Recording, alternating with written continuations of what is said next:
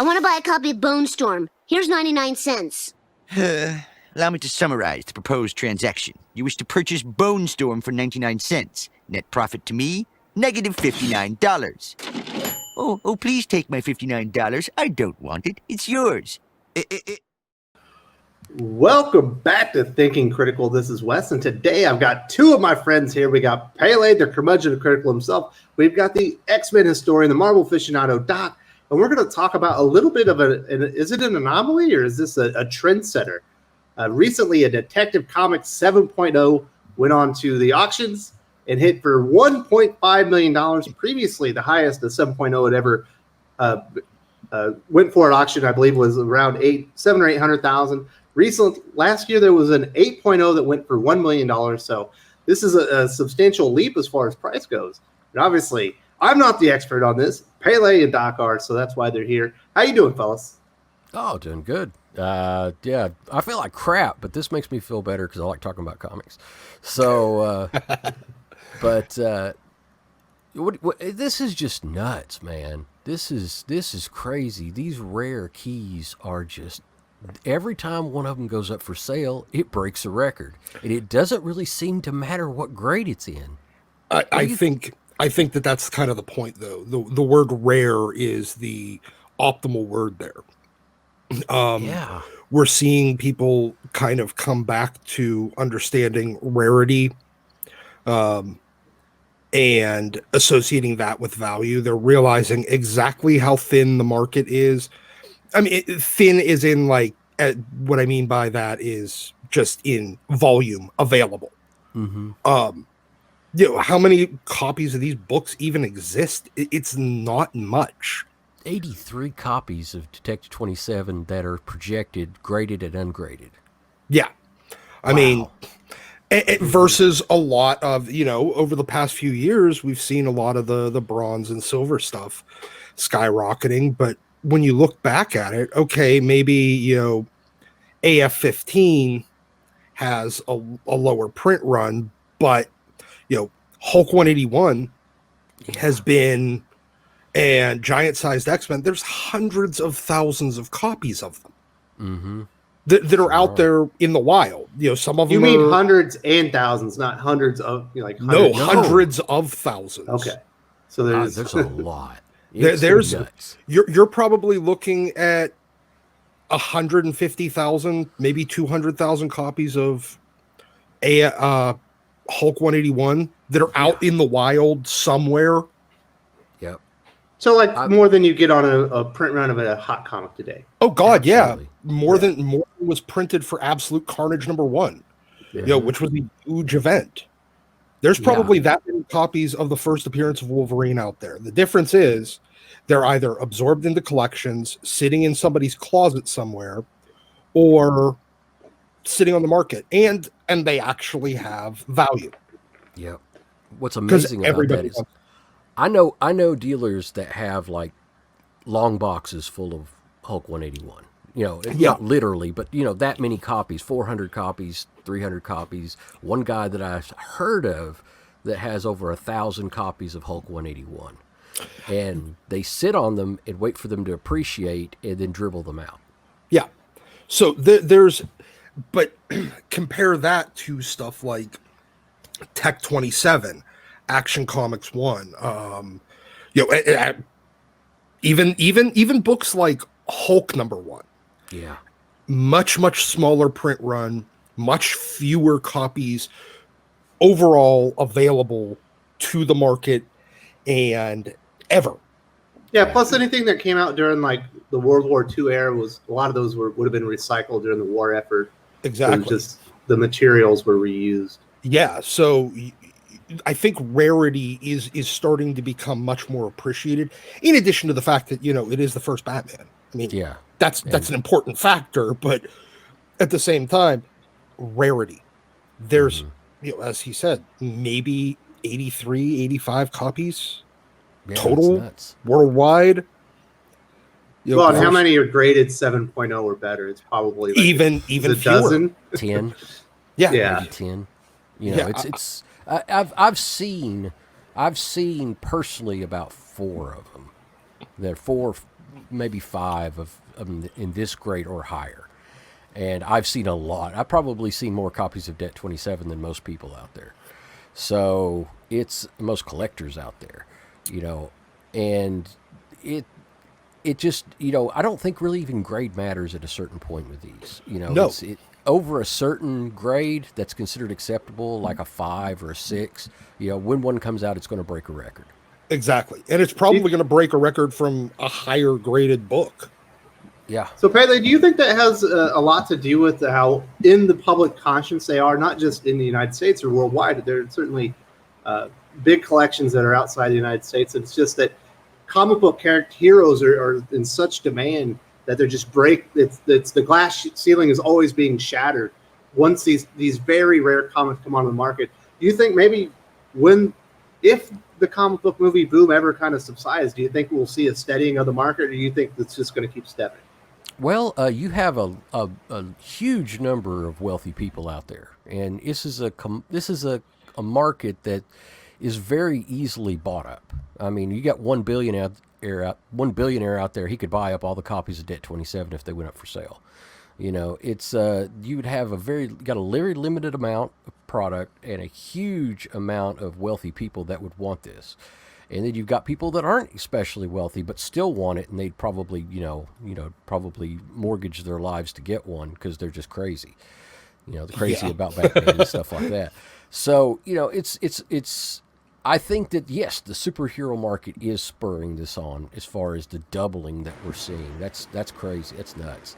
But it's like Doc said, you've just got an extreme amount of rarity in these books. Even some of the Silver Age books, especially some of the Silver Age horror now, or late Golden Age horror that we're seeing, EC Comics, doubling and tripling in value every 12, 24 months. So you've got a very limited supply, and you've got a market that's very hungry for cultural collectibles. Yeah. And I'd say, Wes brought up a good point about, what happens whenever the softening of the comic book movie boom happens. Yeah. But I think characters like Superman, Batman, Spider-Man, Wonder Woman, many of your I wouldn't say, and Captain America. I wouldn't say Iron Man, maybe Hulk. I'd probably put Hulk on that list. They've transcended the comic book movie into just the overall cultural zeitgeist. They're pop icons. Yeah, they are pop icons. They are not comic book icons. Yeah. So there's always going to be that market for it. Would you maybe see the pace at which it was breaking records slow down, or the how high above the previous record it'll go? Yeah, maybe. Yeah, I think so. You'll see a slowdown, but you won't see it decline. No, I don't see it declining. Especially as the rest of the world, your Chinese billionaires, your Middle Eastern sultans, and wealthy oil oligarchs, they've become a little more Western when it comes to their pop culture, and there's still going to be that kind of desire to own a piece of that culture and that pop culture. I think one of the interesting things is that's great for all the really rich people out there, but what can regular folks do? And I think that what people need to kind of focus on, if you're getting a Detective 27 is going to be out of most people's capability. Getting a Action #1, even getting an Amazing Fantasy 15 is going to be out of most collectors' reach. But there are still very rare comics out there that are collectible, that a lot of collectors can still afford. There are Golden Age books out there, like Captain Marvel, like in the 30s, 40s, 50s, as far as number 30 through number 50, you're still very attainable, especially in lower and mid grades. And there's very few of them out there. So people can still collect those particular comics and see a really good, increase on their investments on that. But if you're buying, and I'm telling people this with sincerity here, If you're buying comics right now, not because you love them, but because you're trying to get investment, and you're buying Bronze Age or Copper, Modern Age books, and you're thinking, well, I'm going to sit back and enjoy a great return on my investment. No. It might take 30 or 40 years, maybe. If that. And you missed that boat by 5 years. Yeah, you're going to be you're in a situation where you can still do well if you keep your eyes open for great deals. If you keep your eyes open for really good values on raw ungraded comics, there's still some great Bronze Age. I don't think that the Bronze Age horror has really reached its zenith yet, but a lot of the superhero titles, they have. That boat already sailed. So Pele, I know we were talking quite a few months ago how there was an instability in the market where there were investors going out there and buying up large collections of key comics and basically kind of selling them off as investment properties, and that was spiking the prices. Is that still the case right now, or are things starting to settle out as they've realized the market isn't quite what they thought it was? Yeah, no.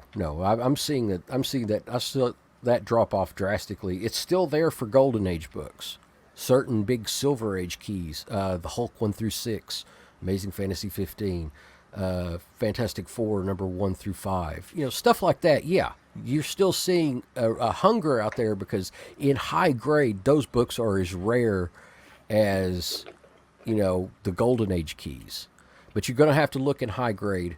You're going to have to look, at particular, maybe even, I don't like to talk about them, but, like the special, pedigree type stuff. But there's people that dig on that. They love pedigree books and whatever. But I think that you're seeing a contraction now in the market, and we're going to see more of that contraction as prices settle back down. But I think that the heyday of the really cheap Bronze Age books in the dollar bin are over, and Silver Age is as the market is still pretty large, they've already been absorbed. So, but I would warn people though, paying the prices that are out there now is dangerous. Because unless you just really, really want it. Absolutely. Like Doc said, unless you really, really want the book and you're just collecting it because you love it, then that's your call, Yeah, if you're looking for return on investment right now, like immediate return or short term, for flipping, I think you missed the boat by a while. But we're still gonna, if you got a couple of million sitting around and you think you can, turn that into double that, triple that in the next year or two, yep, you could probably do it in the in the Golden Age books. Mm-hmm. Because Captain America #1, I think, is the next one that's going to pop whenever a big one hits. When a big like a 7.5 or a 7.0, 8.0 comes out that's really sharp, I think we're going to see it hit well into 7 digits. So Bailey, where can the viewers find value? You said one of the ways is looking at ungraded comics and just having a keen eye for maybe they don't know exactly what they're selling or they need to get rid of it. It's not graded, and maybe you can pick up an investment like that. Is it also keeping an eye on maybe the new property or the next thing that's going to be developed? And once it gets in the public conscience, all of a sudden there's awareness. You have new fans of that character that maybe have the means and they want to go out and buy some of that original material, and keeping an eye on what could be the next character or characters to really pop. It can help. It definitely can, especially if you're looking for a return like in a year or two, and you're going to see, this so-and-so is going to be coming out in the movie. Well, like Morbius did, Amazing Spider-Man 101 jumped from a $250 book to a $1,200 book, like, in 6 months. Yeah. Something like that. Yeah, absolutely. You can see a return. If barring that, and you're looking at a long-term investment, look for the established characters that you like, and get it in the best grade that you can afford, and plan to wait, because the market will dip and rise, and you can buy in the dip if you kind of just pay attention to what the prices have been in the past. You could do that on gocollect.com. You can do that, even looking at, comicbookpriceguide.com, and you can see what prices have been historically in the past, and you can buy in the dip, and then maybe in 5 to 10 years, you can maybe see a good doubling or something like that on your investment, and you get to enjoy the comics in the meantime. Yeah. It's like a indefinite leasing of it. Yeah. Clear bond. Yeah. You hold on for a long time, and eventually it appreciates. Exactly. Absolutely. Yeah, and if you do that big with not big keys, but good keys like that, then you're not going to lose money. As long as you aren't buying at the absolute peak of the market, and you can wait a while, you're going to be fine. It's just I'm worried about people buying at the peak of the market, and because you're buying into every 10% that you're buying above what would be considered the fair market value, you're adding another year or 2 years onto how long you're going to have to hold on to that book before you break even. And it's if you think about it in that terms, it's fine. Or if you just think about it that you just love the character, you love the book, you want to buy it at a fair price, that's great too. And I really suggest that people look at collecting comics in that way. It's yes, you can invest in them, but they make much better collectibles. So Doc, one of the things I've noticed is obviously the variant cover thing is still going on, and a lot of times it seems like if something important happens, the variant cover, even a 1 in 10 will spike up to like $80 or something crazy. That's a comic that should normally cost you $10. Yeah, I see a lot of people sending off brand new, like off the press comics to CGC as like an investment. I've never been a huge. I made that mistake. I made that mistake a couple of years ago with pulling brand new stuff off the rack. 1 in 10, 1 in 25 variants, shipping them off. You play that game, and that is purely a game. That is not a strategy. You can't predict it. No, you can't predict it. You also can't time. You have to time it perfectly. And when you're having 2, 3, sometimes up to 6 month turnaround at CGC because they're backed up, and you decided to go cheap on which grading tier you wanted.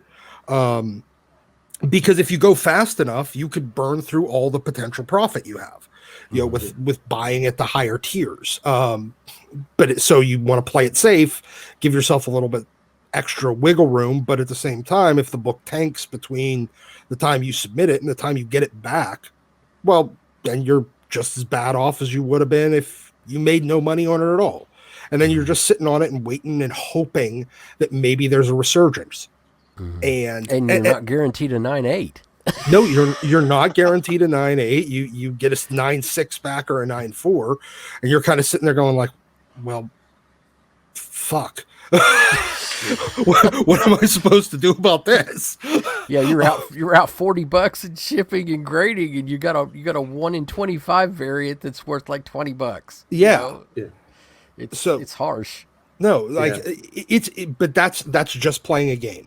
That's a speculator market. It's a speculator market, and additionally, with how many variants they're offering for each particular issue, if you don't get the right variant, if you didn't, if they have 6 different variants for that book, and you pick the wrong one to buy in on, that's not the one that the market decides is the cool one or the high demand. Mega Turtles has over 50 variants that we know of already. Yeah. That's Eternals. Yeah. I still do the variant game on that, but it's 1 in 500s. It's 1 in 250s. Yeah. It's stuff that I look at and I say, this is a 9.8. I guarantee this. I'm a grader. I'm a professional grader. And I look at this and I go, this is a 9.8. It's a 1 in 250. I'm sending this off to get graded, and that's fine. I don't have any problem with that. But a 1 in 10, 1 in 25, no. I mean, unless you're looking at like that Well, Pele, you're getting them. Like, you're not going out there and paying the $250 for the comic. You're receiving it because you ordered $250. Yeah. Exactly. And different. Unless even if somebody pays $250 for a one, or even pays a $200 at a 1 in 250 variant, that's that you're already $200 into it. You might as well pay the extra $30 to get it graded and slabbed. And at least it's rare. Yeah, it's rare. This is an actual rare comic, and if you get it by an artist that's known for his work, a McFarlane or Adam Hughes, or somebody that's in that Jim upper Lee, tier, X-Men. Jim Lee, those awesome god tier artists, then that's actually not a bad deal. 10 or 15, 20 years, that's going to go up because these are recognized artists. That's a real honest to God scarce book. So go ahead. At this point, I would rather play the original art game than the modern variant game. That is true. That is so true. Especially with how few artists are drawing. Missed the boat almost on that one too, right? Yeah. So, fellas, we're coming up on time. Obviously, Detective Comics, a 7.0, set a new benchmark, $1.5 million. Pele and Doc here came on to talk about it. They're breaking through the glass ceiling every time one of these real rare comics with these iconic comic book heroes that have kind of transcended comic books and are now pop icons. They're just setting the new bars. Pele says he thinks Captain America is the next one that's going to really jump up there. And we had a nice discussion on kind of vintage comic collection, kind of some of the trends that we have going on. Is there anything else you need to say before we wrap this up, Pele? No.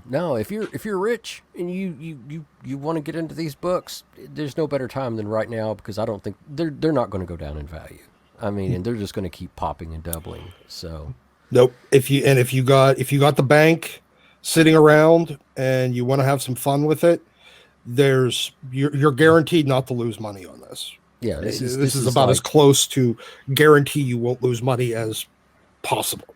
Because it's true rarity. This is true history. I mean, this isn't like, this is cool by this artist. This is true history. These are cultural icons. So yeah, you got to stick with stuff though that is that has become cultural icons and not just genre icons. Right. And Batman, Superman, Wonder Woman, Hulk, yeah, all have become cultural icons. Mm-hmm. All right, fellas. Well, I appreciate the conversation. We had a nice time, and can't wait to talk to you again this weekend on Comics Aficionados. Thanks, sir. Thanks for having me on, West.